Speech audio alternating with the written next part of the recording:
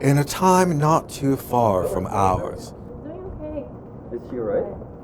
Yeah, she had surgery. In one of those magical cities that you hear about, but can never seem to visit. Where nothing bad ever really happens. It'll be fine.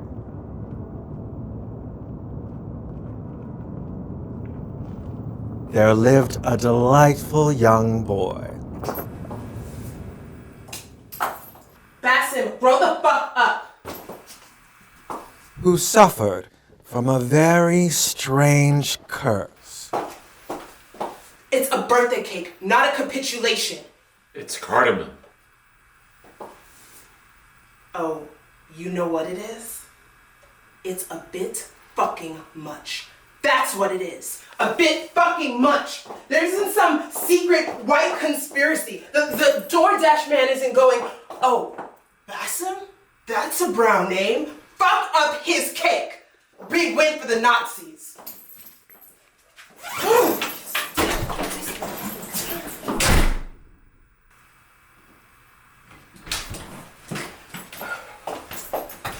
You live in a white world.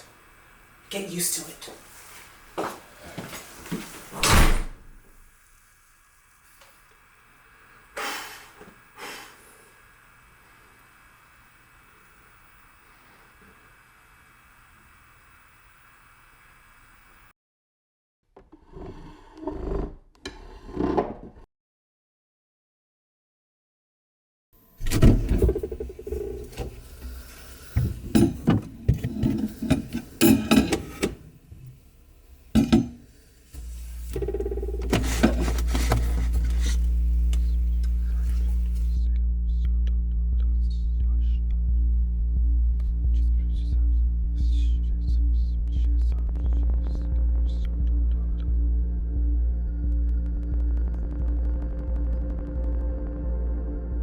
Not have been possible without you, the media, and you, the public.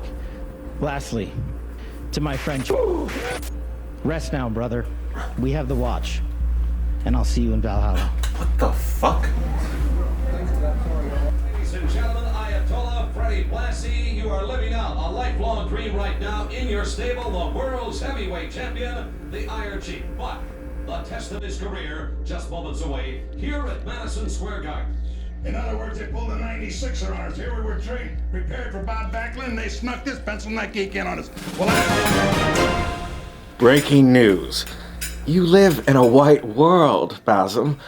Get used to it. Hold that crypto, whiten that smile, and fit in. Local man having difficult feelings. Can he survive it?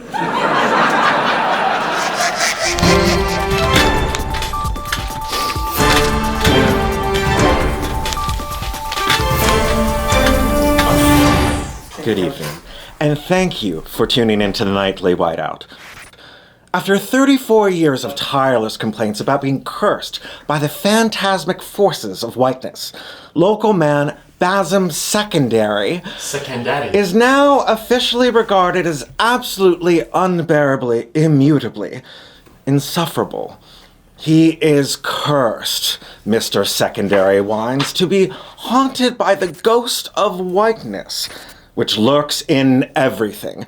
His Japanese genes, and even between the lines of the Emancipation Proclamation. First of all, that's not even the curse. Everyone's living under whiteness. You're living under it, we're all living under it. My curse is that I know this. Earlier today, during what sources can now confirm was a sad birthday party, Bassem declared that this so-called curse leaves him gasping for air, as if whiteness itself has him in a headlock. he didn't wait for a moment. He is on top of the sheet, pounding away. The sheik still has his roll down. Drops a big elbow on him.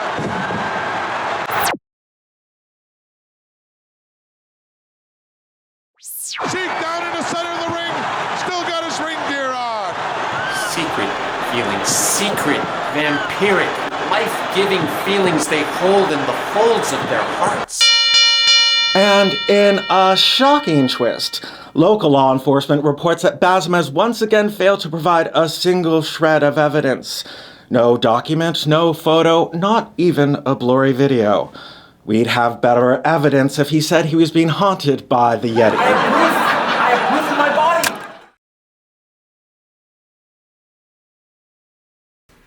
This curse gnaws at me. It chews at my bones. Every step I take is weighed down. Every gesture of mine is a calculated decision. I feel them, white people. I feel them watching me every second. I feel them. I feel this curse on the inside. Feelings, feelings, feelings. Law enforcement reports the world is not made for feelings. The world is made for the buying and selling of toothpaste. For more on this, let's turn to a reporter in the field, Kat Stevens. Kat. Thank you, Brian. I'm standing here outside the home of the city's best aperitifs, the Fatty Salmon, site of last week's devastating social tragedy. Witnesses describe harrowing scenes and, yes, the suffocating stench of pure buzzkill. Over a 90-minute dinner with friends, local man Basim Secondary failed to produce a single smile. Not one. Basim later issued a statement blaming the so-called ghost of whiteness for his inability to enjoy himself. According to Basim, the specter manifested in the form of the evening's dessert special, cardamom ambular, or, for the culturally impoverished, Swedish cardamom buns. The ghost sapped Secondary of his joy by insufficiently grappling with the colonial history of cardamom in Scandinavian cuisine.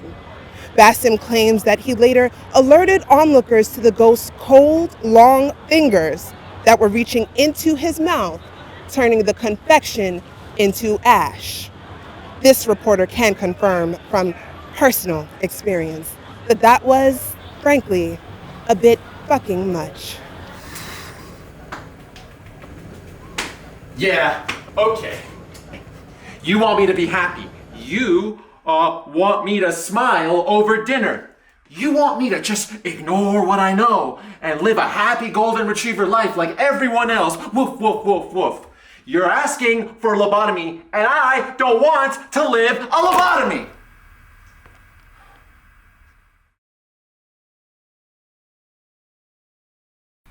These people who are happy and smiling over dinner, they're not happy.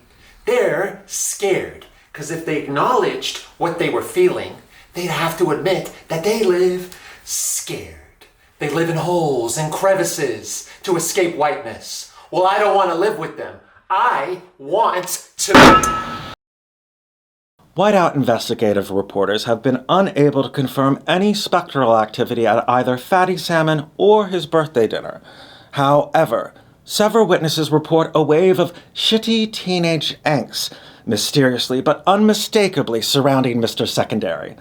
Therapists call it a crisis. Pastry chefs call it bad PR. We've reached out to Basim on comment on whether he'd like an apology or something else from the pastry.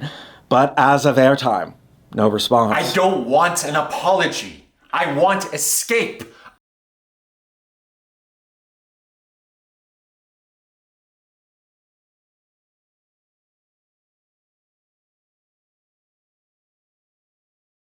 Every step I take is a martial tactic. I jab.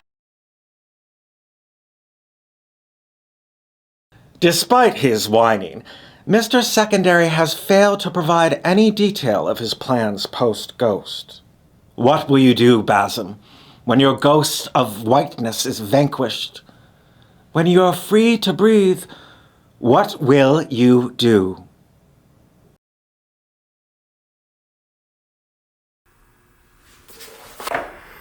My first act, the grating sweetness of my guttural language.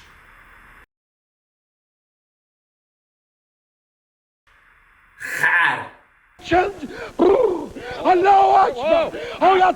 My second act, which I will also undertake upon my freedom, and which will be the celebration of my independence from the scrutiny of my civilization will be to remove my shoes and walk on the grass with my bare feet. And there will be no eyes to judge me, an animal. For my third act, which will be the emblem of my new life, will be to get coffee.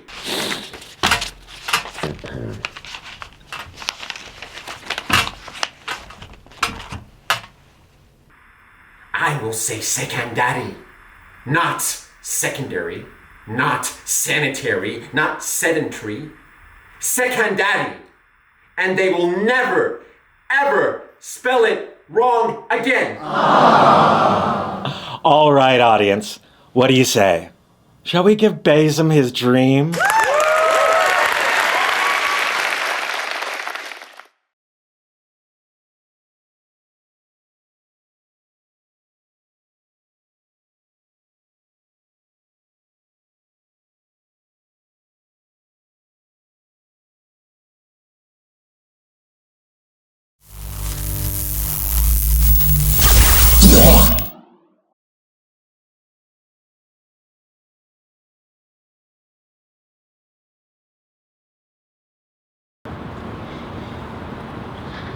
Action. Camera high, perfect. Thank you, Brian, and everyone at Nightly Whiteout, New York. This is beautiful. Beautiful freedom. I can't wait to live. There's so much I'm going to do. My shoulders feel light, my body feels light. It is a carefree cloud in the skies of freedom. I must report this feeling, this most surprising feeling, an arresting feeling, a wave of rest, of languor. My bones don't hurt. I feel calm. Well, unfortunately, you're part of the world I'm leaving behind. So, these will be my last words to you. I can't wait to enjoy this world.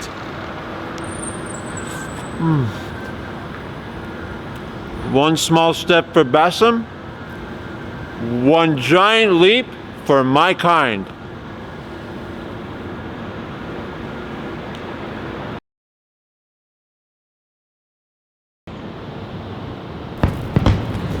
I'm finally free to live my dreams. To live. To do the million happy things of life. Be a buzzing bee in this beautiful meadow.